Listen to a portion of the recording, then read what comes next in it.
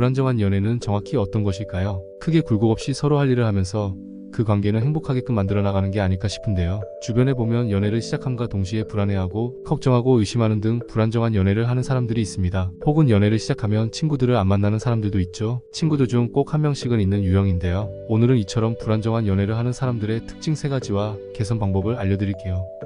첫 번째, 상대방에 대한 의존도가 높다. 나를 사랑하는 만큼 타인을 사랑할 수 있다는 이야기가 있어요. 이 말은 나 자신을 스스로 존중하는 만큼 타인의 생각도 존중할 수 있다는 의미이기도 해요. 예를 들어 일상이 너무 바쁘고 스트레스를 받는 하루를 보냈다고 가정해 볼게요. 이때 불안정한 연애를 하는 분들은 이 스트레스를 연인을 통해 먼저 해소시키려고 해요. 하지만 안정적인 연애를 하는 분들은 스스로 이 문제에 대해서 충분히 고민해보고 감정적인 부분이 사그라들 때까지 기다려요. 그리고 나서 최대한 객관적인 사실만 전달하는 동시에 감정적인 부분은 최대한 덜어서 대화를 합니다. 사소하고 별것 아닌 것 같지만 인간의 감정은 대화를 통해 옆 사람에게 전달되는데요. 화가 너무 나 있는 상황이라면 이 감정이 옆 사람에게 쉽게 전달되기에 옆 사람에게도 스트레스를 유발할 수 있는 것이죠. 반대로 긍정적이고 좋은 이야기만 하는 사람은 연인에게 좋은 것들만 공유할 수 있는 것입니다. 또한 연애를 시작하면 나의 세상이 전부 연인으로부터 출발하는 유형도 있습니다. 상대방에 대한 의존도가 상당히 높은 편에 속하는 분들인데요. 연애를 시작하면 친구들과 잘 만나지 않고 연락도 잘 되지 않는 사람들이 여기에 속합니다. 이런 분들의 특징은 혼자만의 시간을 보내는 방법이나 자신만의 스트레스 해소법 혹은 루틴을 잘 모르는 경우가 많습니다. 위에 해당하는 분들은 연인이 1순위가 아닌 내가 1순위가 되는 연습을 해야 합니다. 안타깝게도 불안정한 연애는 나뿐만 아니라 상대방도 불안하고 지치게 만들고 있다는 점이 중요하거든요. 그래서 혼자만의 시간을 많이 보내는 연습을 권장드려요. 예를 들어 연인과의 만남 빈도를 줄이고 취미 활동을 해보거나 연인에게 하고 싶은 이야기를 우선 일기장에 적어보는 거예요. 취미 활동을 통해 나의 스트레스가 연인에게 전염되지 않도록 노력하고 일기장에 글을 적어보면서 화가 사그라들거나 나의 생각이 정리되기도 하거든요. 그래서 이 시간이 처음에는 어색하고 지루할 수도 있지만 견뎌내고 반복하시면 오히려 전보다 더 건강하고 안정적인 연애를 할 수 있을 거예요. 만났을 때 할 이야기도 많고 좋은 이야기들만 가득 찰 수 있는 것이죠.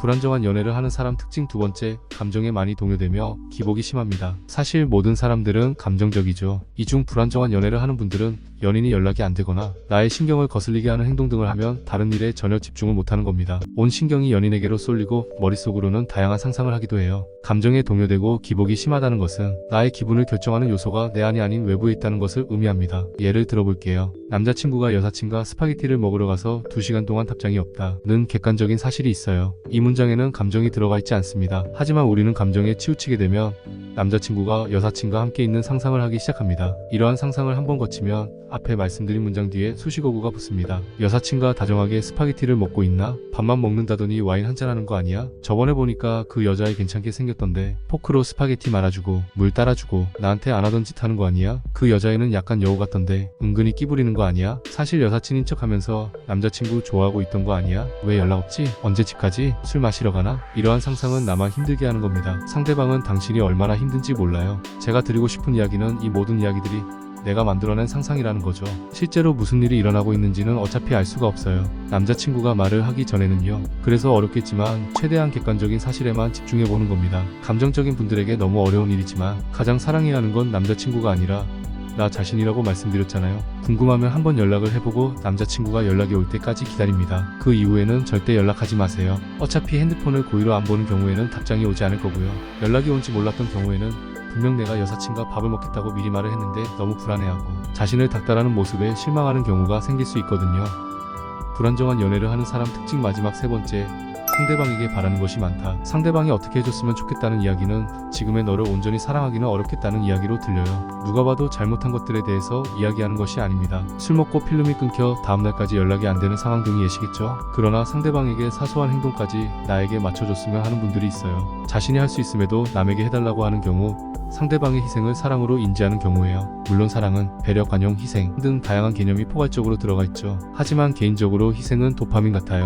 땡겨 쓰는 개념이라고 해야 할까요? 그래서 무한하게 희생할 수 있는 사람은 없다는 이야기를 드리고 싶어요. 당연히 상대방에게 바라는 것이 있고 희생하는 모습을 보면 저 사람이 나를 사랑하고 있다고 느껴지기도 하거든요. 하지만 너무 자주 희생을 요구하며 바라는 것이 많아지면 명확하게 그 사람의 바닥을 넘어서는 순간부터 관계가 급속도로 망가지기 시작합니다. 그래서 저는 나 자신을 1순위로 사랑하고 최대한 나의 본 모습 그대로를 좋아해주는 사람을 만나는 게 중요한 것 같아요. 초창기에 잘 보이기 위해서 꾸며낸 연극은 결국 끝나게 되어 있거든요. 막이 내리면 배우들의 진짜 모습을 볼 수 있죠. 우리도 마찬가지입니다. 그 진짜 모습을 사랑할 수 있어야 평생 갈 동반자가 아닐까요? 계속해서 자신을 1순위로 사랑하라는 말씀을 드렸어요. 그래야 상대방을 더 사랑할 수 있고 불안정한 연애가 아닌 안정적인 연애로 이어질 수 있어요. 나르시시즘에 빠지라는 것이 아닙니다. 내가 허용할 수 있는 선을 빨리 인지하시고 그 선을 존중해줄 수 있는 상대방을 만나라는 거예요. 반대로 여러분도 상대방의 선을 존중해주시고요. 이거야말로 오랫동안 안정적으로 연인 관계를 행복하게 유지할 수 있는 방법이라고 생각합니다. 오늘은 불안정한 연애를 하는 사람의 특징 3가지를 알려드렸는데요.